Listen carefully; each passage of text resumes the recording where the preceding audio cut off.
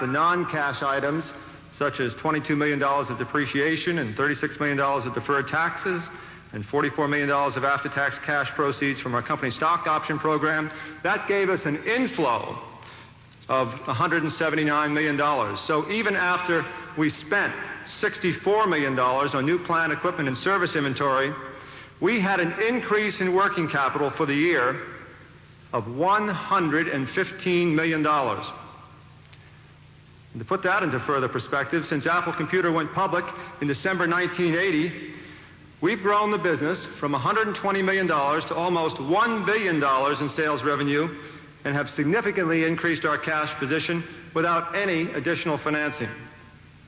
It's because we have a strong balance sheet that we're able to make extremely aggressive investments in product development and marketing to assure that Apple is not just a survivor, but a major leader long-term in the personal computer industry. There's an old saying that if you follow the cash, you'll see how well a company is managed. And it is our strong cash flow position and our balance sheet policies that now give Apple the confidence to be daring and bold in our new product development and marketing spending plans for the future. But I'd like to share with you a further perspective that I think goes beyond the numbers. First, we had some very important successes last year. You know, it was just 1 year ago at this meeting that we introduced the Apple IIe, which is one of the most important computers in this industry. And at last year's shareholder meeting, we also announced Lisa, a great technological achievement, which will form the technology base for our next generation products through the remainder of this decade. And all of our functional divisions excelled in the handling of what turned out to be a 94% unit growth on the Apple IIe. And sales in Europe were increased significantly, while operating expenses were brought under far better control, resulting in a major turnaround performance for Apple Europe.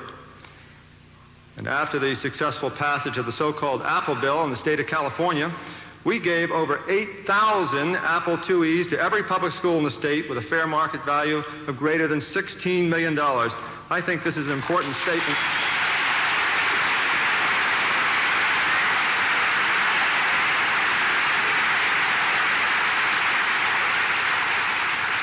I think that's an important statement of the kind of company that we want Apple to represent and our long-term commitment to education, and obviously you feel that way too. So why was fiscal year 83 so difficult? Well, all of us knew that eventually the shakeout must occur in the personal computer industry, but none of us were prepared for it coming so soon.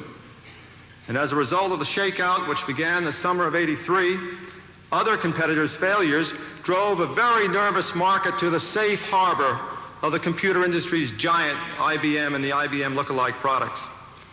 Meanwhile, Lisa, which had captured the world's imagination as an elegant technological achievement, was still a standalone product without the important other products needed that would make it a complete system.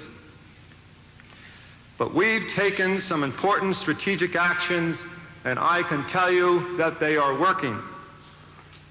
The highest priority at Apple Computer over the last 9 months has been to develop a product line strategy, which now is focused around two important mainstream families of personal computers. The Apple II, and of course that includes the Apple III, which leverages off of our strong franchise in kindergarten through 12th grade education, the serious home use, and small business. And our new Apple 32-bit Supermicros, which are targeted at the 25 million knowledge workers in business and the important college education market. Now, in order to implement our new product line strategy and to get Apple ahead of the product development power curve, we substantially increased our research and development and accelerated our plans to bring new products to the market, which are consistent with this strategy. We also have developed a comprehensive business strategy, which includes our product line strategy, and this has been communicated to over 150 Apple managers from around the world at a recent conference that we held here in California. And as part of implementing this comprehensive business strategy, we began last year accelerating our marketing spending, which will continue through fiscal year 84. You remember I said marketing and distribution expenses were up last year by 92%. Now, in July, we started implementing an organization consolidation to better target our people resources against our product line and business strategies. And this process has continued most recently with the consolidation of Lisa and Macintosh divisions into the new Apple 32 group. And starting last September, we began a process of strengthening our internal expense controls throughout the corporation, which I believe is an important objective if we're to effectively manage as Apple becomes a much larger, far more complex business. I'd like to share with you some perspective on our first quarter of fiscal year 84 that just ended this past December 31st. This may have been the most difficult period in Apple's history. The industry shakeout was in full swing.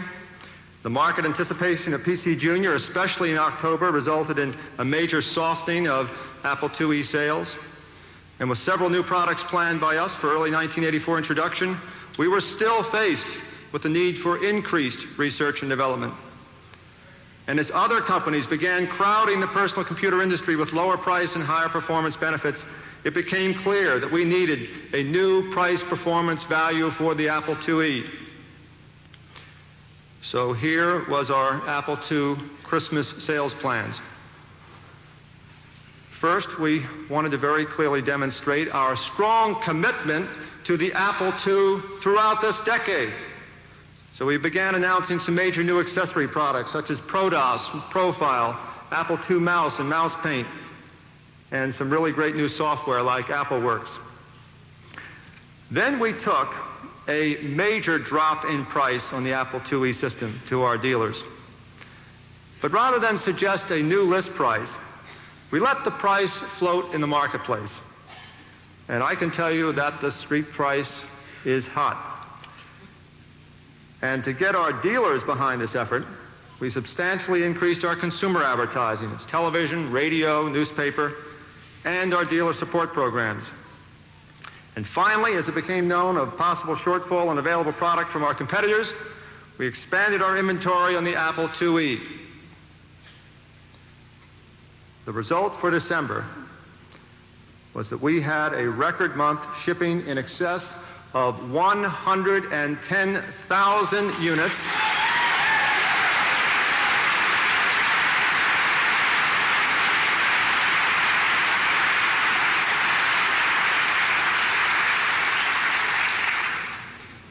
And that equates to $160 million in revenue. And let me put that into perspective. That's almost a $2 billion annualized run rate for December, which is 2.5 times the $1 billion annualized rate we achieved just 1 year before. So I think congratulations to everybody at Apple, our reps, our dealers, anybody who had a part in this success.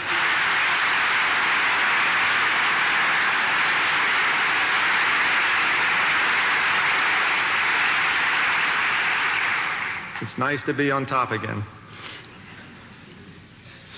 As previously announced publicly last November, we have and will continue to invest a substantial part of our short-term margins into implementing our long-term strategy. So with $316 million of revenue for the first quarter of fiscal year 84, we're reporting 10 cents earnings per share. Now that's slightly higher than what we forecasted last November. But what is most important is that we've regained sales momentum on the Apple IIe prior to the announcement of new products. So now let's look forward to what we can expect for the remainder of fiscal year 84. In just a few minutes, we will announce Apple's first mainstream product family since the original Apple II. I think this is far more than a new product introduction. Our new Apple 32-bit Supermicros will become the foundation for much of Apple's future growth through this decade and into the 1990s. And without Lisa technology, we all know these products just couldn't have been developed. But we are returning to our roots of offering high technology at a really low cost, and at offering very high technology that is radically easier to use than any other personal computer. And we will continue to build products that live up to Apple's distinctive reputation for the most reliable products in the industry, and that's something that we should be proud of, and we're going to continue to make sure that we have the most reliable products.